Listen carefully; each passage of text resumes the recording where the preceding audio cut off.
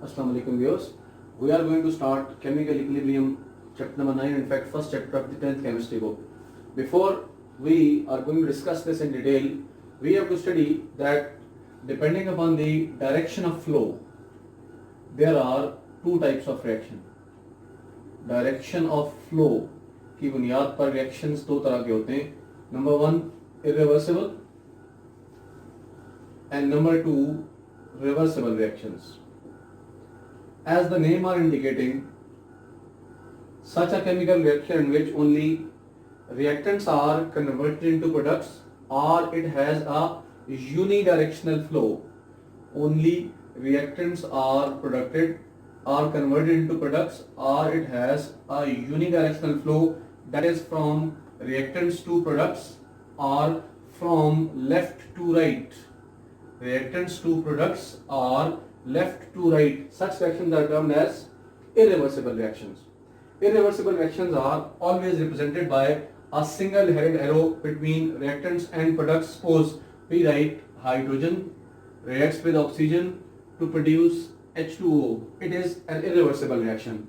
Here hydrogen and oxygen combine to form water, but water cannot be converted back into the hydrogen and oxygen in elemental state. Such reactions are irreversible reactions.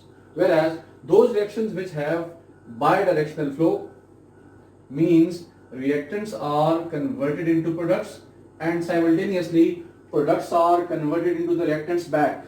These reactions are termed as reversible reactions.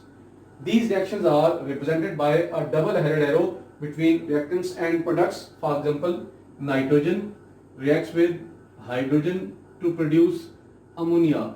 This reaction shows that nitrogen and hydrogen in elemental state reacts to produce ammonia, and after some time ammonia is decomposed back into the nitrogen and hydrogen. Question ये है कि जब आप दो types को divide करते हैं तो जो हमारा टॉपिक केमिकल इक्विलिब्रियम है वो रिवर्सिबल रिएक्शंस के मुताल्लिक है, हमें इसकी स्टडी करनी है. बहुत फेमस रिएक्शन है. Suppose 2SO2 plus oxygen it forms 2SO3. It is reaction for the oxidation of sulfur dioxide. Sulfur dioxide in the presence of oxygen oxidizes to produce sulfur dioxide SO3. Now remember, there is a theory for reactions that is called Killian theory. Before we are going to study in detail the chemical equilibrium, we have to keep in mind few of the points of Killian theory. Killian theory explains how reactants are being converted into the products. Now remember, when we start the reaction, we say that reactants are in their maximum concentration. So at time interval 0, reactants have maximum concentration. And at the start of reaction, products are automatically 0 because reaction is about to begin now. When the reaction is about to begin, then we have maximum amount of reactant and no amount of product, that is 0. So according to Killian theory, when reacting species move and collide at the collision site, there are two types of collision. Number 1, effective collisions. Number 2, ineffective collision. Such a collision which leads to the conversion of reactants into the products is called effective collision. यानी ऐसा collision जिसमें colliding particles आए, collide करें और collision site के ऊपर अपनी chemistry change होने के बाद वो जब वहां से disperse हों तो उनमें chemical change आ जाए, हम कहते हैं वो collision effective collision कहलाता है. और ऐसा collision जिसमें reacting molecules आए, collision site के ऊपर collide करें और collide करने के बाद जब वो disperse हों उनमें कोई chemical change ना हो, उसे हम कहते हैं वो ineffective collision कहलाता है. At SSC level, if we are going to understand it, summarize it, we have to find that chances of effective collision are directly proportional to number of collisions. देखिए बड़ी सिंपल सी बात है. अगर आप cricket खेल रहे हैं और आपके सामने विकेट है और आपने विकेट के ऊपर बॉल थ्रो करनी है, आप एक दफा थ्रो करते हैं तो चांस है कि लग भी जाए बॉल और चांस है कि बॉल विकेट को ना लगे. लेकिन अगर वही बॉल आप 10 टाइम्स या 100 टाइम्स थ्रो करते हैं तो विकेट को टारगेट करने के चांसेस आपके बढ़ जाते हैं. सिमिलरली अगर कोलिजन्स होते हैं तो इस बात के चांसेस बढ़ जाएंगे कि number of effective collision increase करेंगे, और अगर कोलिजन्स ही कम होते हैं तो हम कहते हैं चांसेस भी कम हो जाएंगे इफेक्टिव कोलिजन होने के. सो कोलिजन्स जो हैं मॉलिक्यूल्स के वो डिपेंड करते हैं कंसंट्रेशन के ऊपर. कोलिजन्स, सपोज ये हमारे पास एक वेसल है, इस वेसल में हमने पार्टिकल्स रखे हुए हैं, सपोज SO2 और ऑक्सीजन के मॉलिक्यूल्स हमने दे दिए हैं यहाँ पर। अगर ब्लू SO2 के मॉलिक्यूल ले लें और ब्लैक ऑक्सीजन के मॉलिक्यूल ले लें, तो ऑक्सीजन और सल्फर डाइऑक्साइड के मॉलिक्यूल्स का जो कोलिजन है वो इनकी कंसंट्रेशन पर डिपेंड करता है। अगर इस वेसल के अंदर 5 मॉलिक्यूल्स हैं तो जाहिर सी बात है इनके कोलिजन्स कम होंगे। अगर इस वेसल के अंदर 50 मॉलिक्यूल्स हैं तो इनके कोलिजन के चांसेस ज्यादा होंगे। जब कंसंट्रेशन ज्यादा होगी, number of molecules in a given unit area, इससे आप कंसंट्रेशन कहते हैं, वो बढ़ेंगे तो कोलिजन इंक्रीज होंगे। जब कोलिजन इंक्रीज होंगे तो हम कहेंगे प्रोबेबिलिटी ऑफ इफेक्टिव कोलिजन ज्यादा होगी। जब प्रोबेबिलिटी ऑफ इफेक्टिव कोलिजन ज्यादा होगी तो हम कहेंगे कि रिएक्टेंट्स ज्यादा प्रोडक्ट में कन्वर्ट होंगे और हमारे पास रेट ऑफ रिएक्शन ज्यादा होगा। So at the start when we have maximum amount of reactants, we have maximum chances of collisions according to collision theory. Why? Because we have reactants in maximum amount. So when there are maximum collisions among the reacting particles, then reactants are converted into the products more, and rate of conversion of reactants into the products is high initially. With the passage of time, जब reactants products में convert होते हैं तो हम कहते हैं there happens a decrease in concentration of reactants. Suppose अगर 10 ग्राम ये था और 10 ग्राम ये था, कुछ टाइम के बाद ये रिएक्टेंट्स कम होना शुरू हुए बिकॉज रिएक्टेंट्स ऐड करके प्रोडक्ट बन रहे हैं। तो होगा क्या कि जब रिएक्टेंट्स की कंसंट्रेशन में कमी आएगी तो उनके अंदर चांसेस ऑफ कोलिजन्स भी कम होंगे।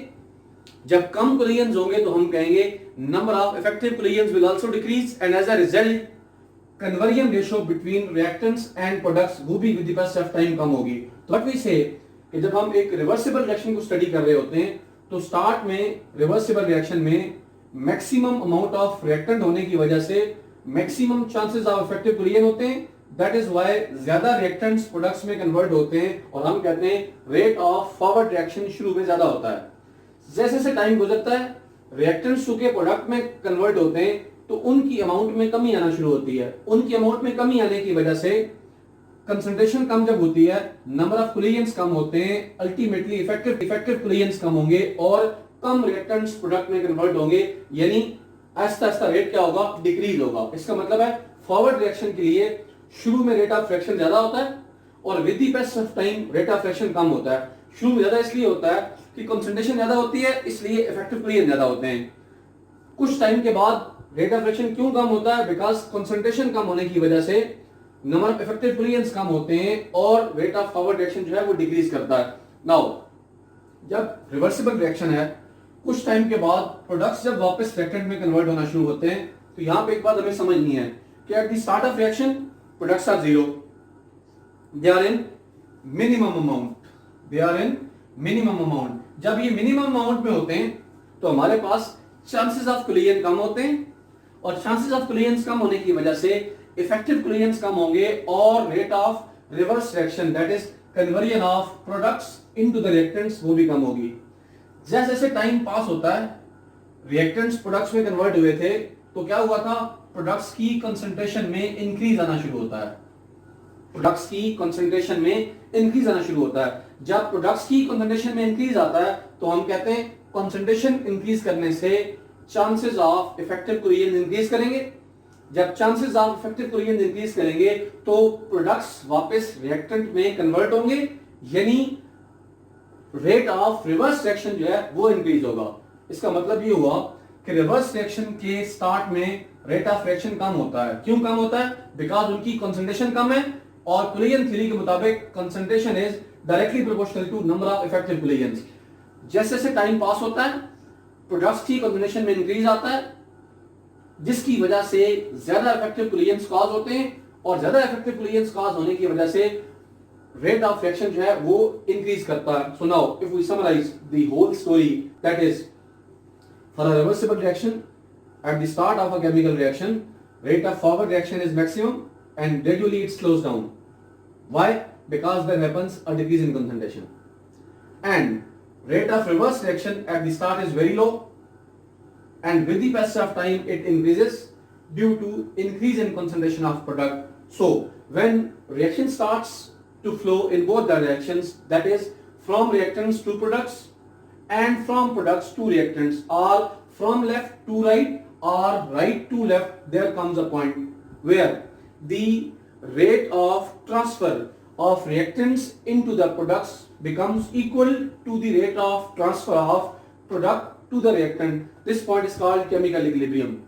So we state chemical equilibrium is a state of a reversible chemical reaction where the rate of forward reaction becomes equal to the rate of reverse reaction. That is called chemical equilibrium.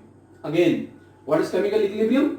A state of reversible chemical reaction where rate of forward reaction becomes equal to the rate of backward reaction. It is called chemical equilibrium.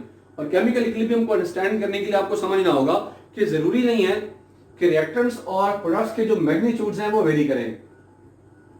Chemical equilibrium में क्या हो रहा है? Transfer from reactants to products और products to reactants वो equal rate पे हो रही है. Suppose मेरे पास 5 balls हैं, आपके पास 10 balls हैं. आप क्या करते हैं?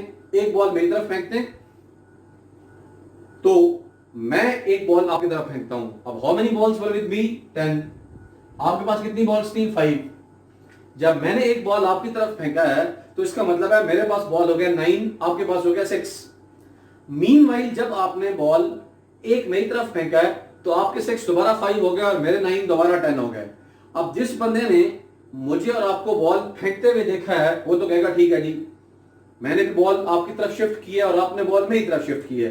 लेकिन जिस बंदे ने मुझे और आपको बॉल थ्रो करते हुए नहीं देखा, ऑटोमेटिकली वो कहेगा जी नहीं, आपकी 5 बॉल्स अपनी जगह मौजूद हैं और मेरी 10 बॉल्स अपनी जगह मौजूद हैं. वो कहेगा जी कोई चेंज नहीं हुई. प्रैक्टिकली क्या हुआ? चेंज हुई है. लेकिन चूंकि rate of throwing of ball from me to you and you to me that was equal, that is why no change in concentration of balls either with me or with you is being observed. So similarly, in a reversible chemical reaction, reactants and products, they are shifted to each other simultaneously. There may happen a change in their concentration, but that change is normally equal. Why equal? Because rate of transfer from reactant to the product is equal. अब जब आप concentration time graph बनाते हैं, suppose इसी चीज के लिए हम बनाते हैं, हम उसे ड्रा कर सकते हैं इस तरह से. एक्स एक्सिस पे अगर हम कंसंट्रेशन को ले लें और वाई एक्सिस पे हम टाइम को ले लें, तो हम ये बात अंडरस्टैंड करते हैं कि जब आप वाई एक्सिस पे नीचे से ऊपर की तरफ मूव करेंगे तो टाइम इंक्रीज होगा, और जब आप एक्स एक्सिस पे लेफ्ट टू राइट मूव करेंगे तो आपके पास कंसंट्रेशन इंक्रीज होगी. व्हाट वी आर सेइंग कि at the start means time interval 0, concentration of reactants it is maximum, that is why हम कहते हैं rate of forward reaction क्या होता है? maximum होता है. with the passage of time, चूंकि concentration of reactants में कमी आती है तो हम कहते हैं उनका रेट कम होना शुरू होता है और कुछ टाइम के बाद वो रेट कांस्टेंट हो जाएगा. ठीक इसी तरह अगर आप प्रोडक्ट की बात करते हैं तो हम कहते हैं शुरू में प्रोडक्ट की कंसंट्रेशन जो कि मिनिमम होती है तो रेट ऑफ फ्रैक्शन भी उनका कम होता है. जैसे जैसे उनकी कंसंट्रेशन बढ़ेगी तो रेट ऑफ फ्रैक्शन इंक्रीज होगा, इसलिए हम कहेंगे कि क्या होगा, उसमें भी कंसंट्रेशन रेट इंक्रीज होगा और कुछ टाइम के बाद जब ये दोनों लाइंस ऑलमोस्ट स्मूथ मूव करना शुरू कर देती हैं, हम कहते हैं इस टाइम के ऊपर कंसंट्रेशन में चेंज ऑब्जर्व नहीं हो रहा, तो हम कह रहे हैं रिएक्टेंट्स और प्रोडक्ट्स क्या हो रहे हैं? इक्वल रेट पे कन्वर्ट हो रहे हैं. अगर हम इसको रिएक्टेंट्स की कंसंट्रेशन शो करें और इसको प्रोडक्ट की कंसंट्रेशन शो करें तो हम आइडेंटिफाई कर सकते हैं कि at the start products are minimum, so they have less rate of reaction. Gradually increase in concentration of product occur, so rate of fraction increases and after some time it becomes smooth. At the start concentration of product reactant was maximum, therefore they have maximum reaction rate. When the concentration of reactants decreases, then rate of fraction also decreases and after some time it becomes smooth, where the conversion ratio of reactants and products becomes smooth, means no change is being observed now. At that point conversion ratio of reactants and products is equal, and here we say that chemical equilibrium is established. In this chemical equilibrium, conversion of both reactants and products is continuously occurring, that is why it is a dynamic equilibrium. ऐसे equilibrium को आप dynamic equilibrium कहते हैं जिसमें जो दो parties equilibrium में involve हैं वो कंटिन्यूअसली मूव कर रही हों. यहाँ पर चूंकि स्टैटिक नहीं है रिएक्शन, रिएक्टेंट्स भी प्रोडक्ट्स को मूव कर रहे हैं और प्रोडक्ट्स भी रिएक्टेंट्स को मूव कर रहे हैं, इसलिए हम कहते हैं ये एक डायनामिक इक्विलिब्रियम है, दैट्स व्हाई हम केमिस्ट्री में कहते हैं कि chemical equilibrium is a dynamic equilibrium in that case. Thank you very much for hearing.